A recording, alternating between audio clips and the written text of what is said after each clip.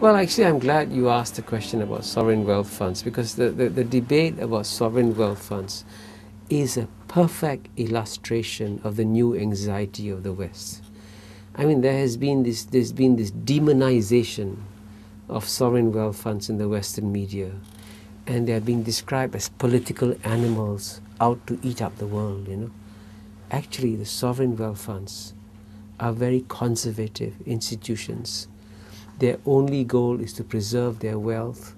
They want to invest on the basis of the existing rules of the day and follow the rules of the day in investing in companies or doing exactly what America and Europe used to do when they had all the money in the world. In fact, they do not want to destabilize the world order, because if you are now holding the largest pools of capital, and as you know, capitalists are very conservative, right? They don't want to see revolution. They don't want to see disruptions. The sovereign wealth funds are the new capitalists. They want to preserve this current order. So how can you see them as a threat? They're not out there to break the rules, because they have a vested interest in playing by the rules, you know? And they are as transparent or not as transparent as any hedge fund is. You tell me, go to any hedge fund and say, open up your books to me and tell me what you do. Which hedge fund is going to do it for you, right? Some of it is privileged commercial information.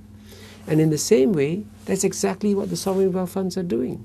So I think this demonization of sovereign wealth funds is one of the biggest mistakes that the West is making as a result of its anxiety about its loss of power in the world today.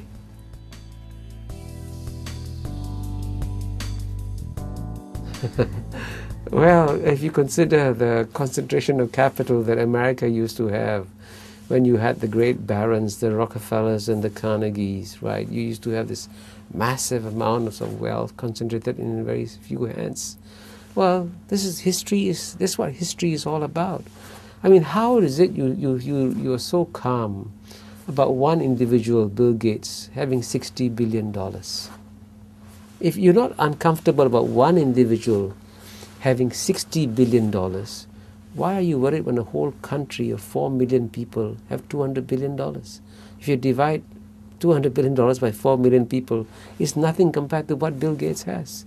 So why this double standards? That's what everybody's asking.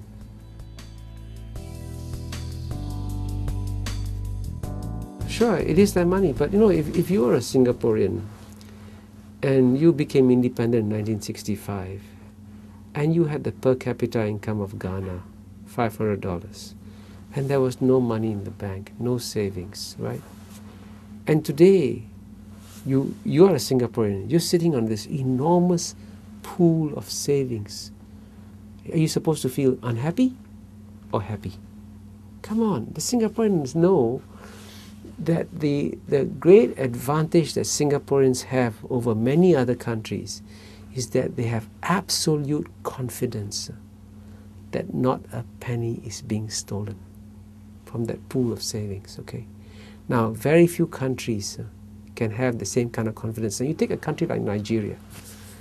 It has exported billions of dollars of oil. And Nigeria today has nothing, okay? Now, would you rather be a Nigerian or a Singaporean? The citizens do get a lot of the money. In fact, if you look at the recent budget that was passed by the governments, it was considered a very generous budget. There were a tremendous amount of handouts to various people. And you know, the Singaporeans enjoy a standard of living today which is frankly not just comparable to the West, but better than the West. Because in the West, you still have at the bottom, right? In America, for example, you have slums, you have ghettos, you have homelessness, you have people with no access to medical care. Guess what? That doesn't happen in Singapore. And why is that possible? It's because of this huge pool of savings that Singapore has accumulated, which is being shared with the population.